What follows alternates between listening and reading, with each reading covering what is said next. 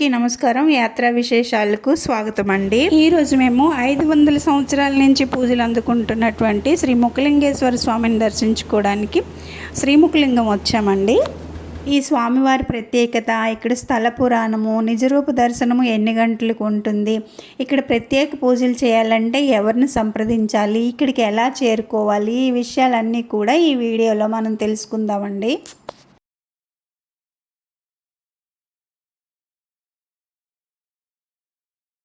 శ్రీముఖలింగం వెళ్ళే త్రోవంతా కూడా ఇలా సన్నని రోడ్డుకి ఇరువైపులా పాడి పంటలు, పచ్చని చెట్లు, వంశధార నది తాలూకా చల్లటి గాలి మనసుకి ఎంతో ఆహ్లాదకరంగా ఉండి ఎక్కడికో వెళ్ళిపోయిన ఫీలింగ్ వస్తుందండి.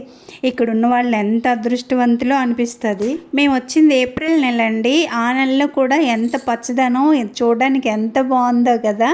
శ్రీకాకుళంకి 30 కిలోమీటర్ల దూరంలో ఉన్న ఈ శ్రీముఖలింగం చేరుకోవడానికి చాలా రూట్లు ఉన్నాయండి. హిరమండలంలో నిన్న మా మేనకోడల పెళ్ళి అటెండ్ చేసి ఈరోజు ఉదయం మేము శ్రీముఖలింగం వచ్చామండి. ఇక్కడికి రావడానికి శ్రీకాకుళం నుంచి ప్రతి అరగంటకి ఒక బస్సు ఉంటుందండి.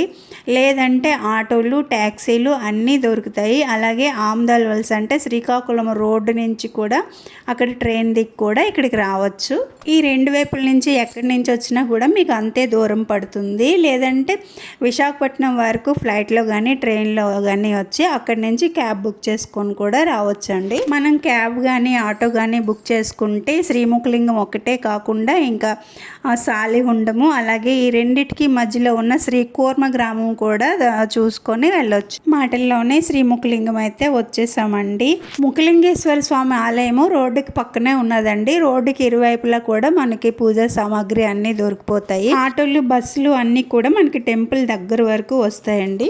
ఇలా లోపలికి వెళ్ళంగానే ముందుగా ధ్వజస్తంభం ఉంటుందండి. ధ్వజస్తంభం ఎదురుగా ముగ్గులు పెట్టారు చూడండి. దేవాలయం ఎదురుగా ముగ్గులు పెడితే చాలా మంచిదటండి. లోపలికి వెళ్ళగానే ముందుగా ముఖ మండపంలో గంట, తర్వాత నంది మండపం ఉన్నది. నంది చాలా పెద్దగా, చాలా పురాతనం అయిపోయింది. ముందు నుంచి చూపిస్తాను చూడండి.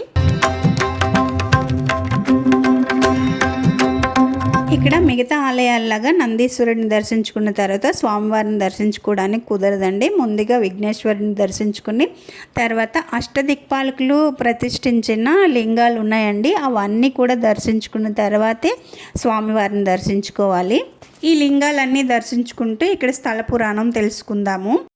పూర్వం వింధ్య పర్వతం పరమేశ్వరుడి కోసం ఘోరమైన తపస్సు చేసి ఎన్నో మహిమాన్వితమైన దివ్యశక్తులను పొందాడు. శివానుగ్రహంతో తాను పొందిన దివ్యశక్తులతో వింధ్యుడు మహాగర్విష్టి అయి తనను మించిన వారెవ్వరూ ఈ ప్రపంచంలోనే లేరని లోకానికి చాటాలనే అహంకారంతో తన శరీరాన్ని అంతరిక్షం వరకు అంటే ఆకాశం వరకు పెంచుకెళ్ళాడట.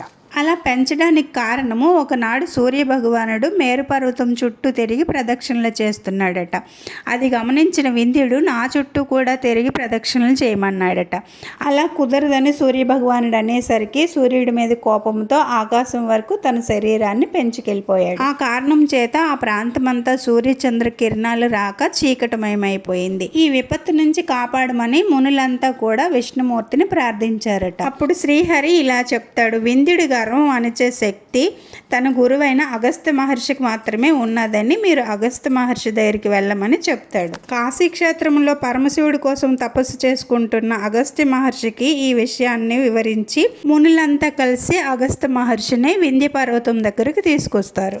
అప్పుడు అగస్త్య మహర్షి, నేను దక్షిణంగా పోవాలి, నాకు త్రావివ్వు అని వింధ్యుడిని కోరుతాడు. అప్పుడు తన ఎత్తును ఉపసంహరించుకొని అగస్త్య మహర్షికి త్రావిస్తాడు వింధ్యుడు. మళ్ళీ నేను తిరిగి వచ్చే వరకు ఇలాగే ఉండమని వింధ్య పర్వతాన్ని ఆజ్ఞాపించి దక్షిణాది వైపు వెళ్ళిపోయి మళ్ళీ ఉత్తరాదికి వెళ్లకుండా దక్షిణంలోనే ఉండిపోతాడు అగస్త్య మహర్షి. అలా ఒకనాడు అగస్త్య మహర్షి దండకారణ్యంలో కూర్చొని కాశీ క్షేత్రం విడిచిపెట్టి వచ్చేసాను, అప్పటి నుంచి నాకు పరమశివుడిని దర్శించుకున్న భాగ్యం కలగలేదని ఎంతో మనోవ్యధ చెందుతున్న సమయంలో కుమారస్వామి ప్రత్యక్షమే కాశీతో సమానమైనదే శ్రీముఖలింగ క్షేత్రం అని చెప్పి ఈ క్షేత్రం గురించి ఇలా వివరిస్తాడు.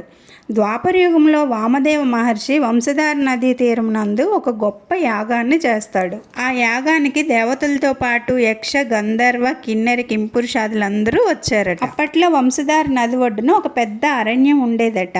ఆ అరణ్యంలో అనాగరికమైన కిరాతకులు జీవిస్తారు. చూపిస్తూ ఉండేవారట. యజ్ఞానికి వచ్చిన గంధర్వులు అక్కడికి వెళ్లకుండా అరణ్యం వైపు వెళ్ళి కిరాత స్త్రీలను అల్లరిపెట్టి వాళ్ళని ఇబ్బంది పెట్టారట. యాగం పరిసమాప్తి అయిన తర్వాత ఆహుతి ఇచ్చే సమయంలో గంధర్వులు అక్కడ లేరని గ్రహించిన వామదేవ మహర్షి తన దివ్య దృష్టితో యథార్థాన్ని గమనించాడట. ఈ గంధర్వులందరినీ కూడా కిరాతకులు అయిపోవాలని శపిస్తాడు ఆ మహర్షి. ఆ సమయంలో గంధర్వులు అక్కడ లేని కారణం చేత నారద మహర్షి ద్వారా ఈ శాపాన్ని తెలుసుకొని వామదేవ మహర్షి పాదాల పైన పడి శాప విమోచన మార్గాన్ని చెప్పమని ప్రాధేయపడతారు. తన శాపము శక్తివంతమైందని, ఇప్పట్లో శాప విమోచనం జరగదని, ద్వాపర యుగాంతము ఈ ప్రదేశంలో ఉన్న మధుకేశ్వర స్వామి ముఖాన్ని దాల్చి ముఖలింగేశ్వర స్వామిగా దర్శనమిచ్చినప్పుడు మీకు శాప విమోచనం కలుగుతుందని తెలియజేస్తాడు ఆ మహర్షి. వామదేవ మహర్షి శాపం కారణంగా గంధర్వులు కిరాతకులుగా అరణ్యంలో జన్మించి చిత్రసేనుడు అనేవాడు ప్రభువుగాను, మిగిలిన వారంతా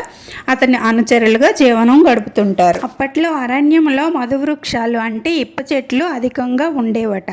మధుకేశ్వర స్వామి గల ప్రదేశంపై ఓ పెద్ద పుట్ట పెరిగి అక్కడ ఒక విప్ప చెట్టు పుట్టి 2 కొమ్మలతో దృఢంగా పెరిగిందట.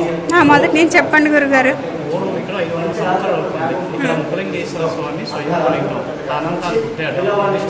ఆ అరణ్యంలో ఉన్న విప్ప చెట్లన్నీ కూడా కేవలం సీజన్లోనే పువ్వులు పూసేవంట. కానీ మధుకేశ్వర స్వామి పుట్ట మీద ఉన్న చెట్టు మాత్రము సంవత్సరం పొడుగు పువ్వులు పూస్తూ ఉండేది. చిత్రసేనుడి భార్య చిత్తి ఆ పువ్వులన్నిటినీ ఏరి ఒక వైశ్యునికి అమ్మేసి ఆ డబ్బులతో కొన్ని నూకలు కొనుక్కొని తీసుకొచ్చి వాటితోనే గంజి చేసుకుని తినేవారు. కొన్నాళ్లకు చిత్కల అనే పేరు గల ఒక ఆమె శ్రీశైలం నుంచి కాశీకి పోవడానికి బయలుదేరి ఈ అరణ్య మార్గంలో నడుస్తూ చిత్రసేనుడి కంట పడిందట. చిత్రసేనుడు చిత్కల అనుమతిని ఇంకా అతని మొదటి భార్య అయిన చిత్తి అనుమతిని కూడా తీసుకుని చిత్కలను పెళ్లి చేసుకుంటాడు. మధువృక్షంలోని ఒక భాగాన్ని చిత్కలకు, ఇంకో భాగాన్ని చిత్తికి ఇచ్చి ఒకరోజు చిత్కల ఇంట్లోనూ ఇంకో రోజు చిత్తి ఇంట్లోనూ సంతోషంగా గడుపుతుంటాడు చిత్రసేనుడు. చిత్రసేనుడు రెండవ భార్య చిత్కల గొప్ప శివభక్తురాలు. ఆమె ఉదయాన్నే లేచి వంశధార నదిలో స్నానం చేసుకొని అన్ని ఋతువుల్లోనూ పూలు పూస్తున్న వేప చెట్టు మొదట్లో ఉన్న పుట్టను శివలింగంగా భావించి మిక్కిలి భక్తి శ్రద్ధలతో పూజ చేస్తూ ఉండేది. ఆమె భక్తికి మెచ్చిన శివుడు ఆమె వంతు వైపు ఉన్నటువంటి వేప చెట్టుకి బంగారు పువ్వుల్ని రాల్చేవాడట. చిత్కళ ఎంతో సంతోషించి ఆ బంగారు పుష్పాలను ఏరుకొని పంచాక్షరి మంత్రాన్ని జపిస్తూ ఆ పుష్పాలను అమ్మి వాటితో వచ్చిన డబ్బులతో విలువైన ఆహార దినుసులను కొని తీసుకుని వచ్చి పంచభక్ష పరమాన్నాలతో భర్తకి భోజనం పెట్టేదట.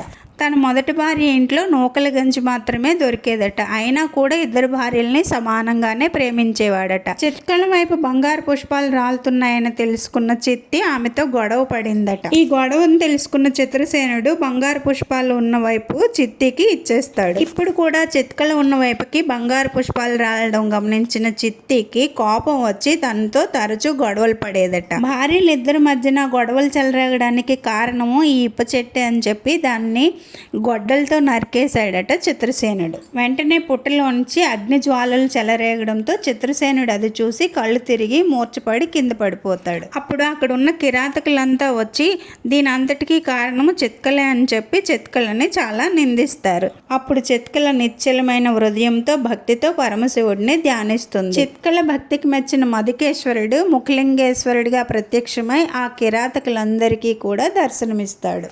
అప్పుడు కిరాతకులంతా తమ కిరాతకత్వాన్ని వదిలి తిరిగి గంధర్వ రూపాలు దాల్చి అత్యంత భక్తి శ్రద్ధలతో ఆ పరమశివుడిని అనేక విధాలుగా స్తుతిస్తారు. వెంటనే శ్రీహరి లక్ష్మీ సమేతంగాను బ్రహ్మ సరస్వతి సమేతంగాను ఇక్కడికి వచ్చి స్వామివారిని దర్శించుకొని అనేక విధాలుగా పూజించి ముఖముతో ప్రకటితమైనందువల్ల శ్రీముఖలింగేశ్వరుడు అనే నామం ఇచ్చి శ్రీహరి పద్మనాభ స్వరూపుడై ఇక్కడ క్షేత్రపాలకుడిగా వెలిశాడు. అప్పుడు అష్టదిక్పాలకులు, దేవతలు, యక్షులు, కిన్నెరులు, కింపురుషాదులు అందరూ వచ్చి ముఖలింగేశ్వర స్వామిని పూజించి అష్టదిక్పాలకులు దిక్కులు యందు వెలిసిల్లి మిగతా వారంతా ఒక్కొక్కరు ఒక్కొక్క లింగమును ప్రతిష్ఠించారట. అలా ప్రతిష్ఠించిన లింగాలు ఇక్కడ 1,000కి తక్కువగా ఉన్నాయని చెప్తారు.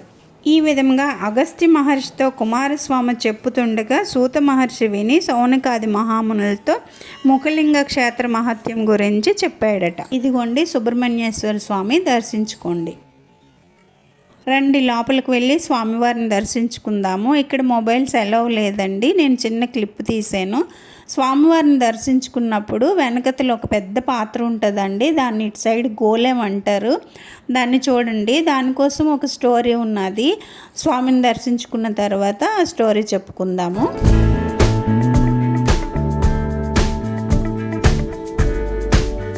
కలియుగంలో చాలా కాలం వరకు ఆలయం లేక శివలింగం అలాగే ఉండిపోయిందట. ముఖలింగేశ్వర స్వామి ఒకరోజు కళింగరాజుకి స్వప్నంలో కనిపించి, నేను మధువృక్ష కొఠారంలో ఉన్నాను.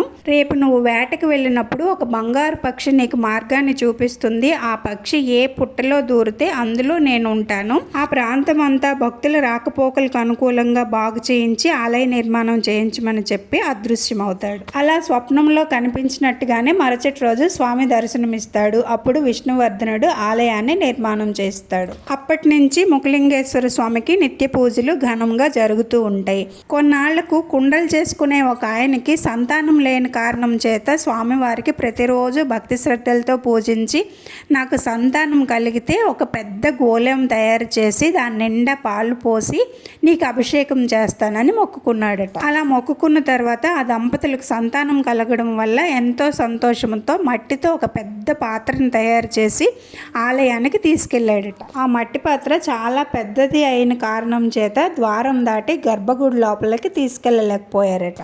అప్పుడు ఆయన, స్వామి నాకు తెలియక ఇంత పెద్ద పాత్రను తయారు చేసేసాను, ఇదేమో గర్భగుడి లోపలికి రావటం లేదు, ఇప్పుడు నేనేం చేయాలో నాకు అర్థం కావటం లేదు, నువ్వే దారి చూపు అని చెప్పి అక్కడే వదిలేసి ఇంటికి వెళ్ళిపోతాడు. మర్నాడు ఉదయం అర్చక స్వాములు గర్భగుడి తలుపు తెరిచి చూడగా ఆ గోళం మూల విరాట్టి వెనుక భాగాన ఉన్నదట. అది చూసిన గ్రామస్తులు స్వామివారి మహిమల్ని వేయినోళ్ళ కొనియాడి అప్పటి నుంచి స్వామివారికి ఇంకా భక్తి శ్రద్ధలతో పూజించేవారట. ఈ కనిపిస్తున్నది ఆ మట్టి పాత్రే అండి. అది విరిగిపోకుండా ఇత్తడితో తాపడం చేశారు. ఇప్పటికీ కూడా సంతానం లేని వాళ్ళు ఈ పాత్రలో బియ్యం పోస్తారండి. అలా పోయడం వల్ల సంతానం కలుగుతుందని నమ్ముతారు. ఇప్పుడు మనకు కనిపిస్తున్న స్వామివారు వెండి తొడిగేసి ఉన్నారండి. స్వామివారి నిజరూప దర్శనం కావాలి అనుకుంటే ఉదయం 6 గంటలకి అభిషేకం సమయంలో నిజరూప దర్శనం అవుతుందండి. ఇక్కడ మనం ప్రత్యేక పూజలు, రుద్రాభిషేకాలు ఏమైనా చేయించుకోవాలి అనుకుంటే ఇక్కడ పూజారులు ఉన్నారు కదా, వాళ్ళతో మాట్లాడితే అన్నీ వాళ్ళే చూసుకుంటారండి. ఇక్కడ స్థల పురాణం కూడా అడిగితే వాళ్ళు చెప్తారు.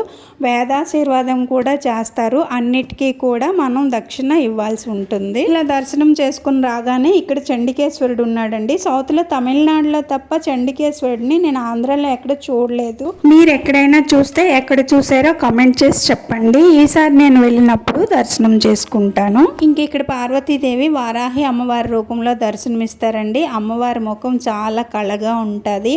ఇక్కడ పసుపు కుంకాలు అవి సమర్పించుకోవచ్చు. దర్శనం అయిపోయిన తర్వాత వారాహి అమ్మవారి ఎదురుగా కాసేపు కూర్చొని మేము ఇంకా బయలుదేరిపోయామండి. సరే అండి, వీడియో ఎలా ఉందో కమెంట్ చేసి చెప్పండి. నచ్చితే లైక్ చేసి హైప్ ఇవ్వండి. ఇలాంటి ఆలయాల స్థల పురాణాలు తెలుసుకోవాలనుకుంటే నా ఛానల్ని సబ్స్క్రైబ్ చేసుకోవడం మర్చిపోకండి. శ్రీకాకుళం ట్రిప్లో ఇంకో మంచి వీడియోతో మళ్ళీ కలుద్దాం. అంతవరకు సెలవు అండి. బాయ్.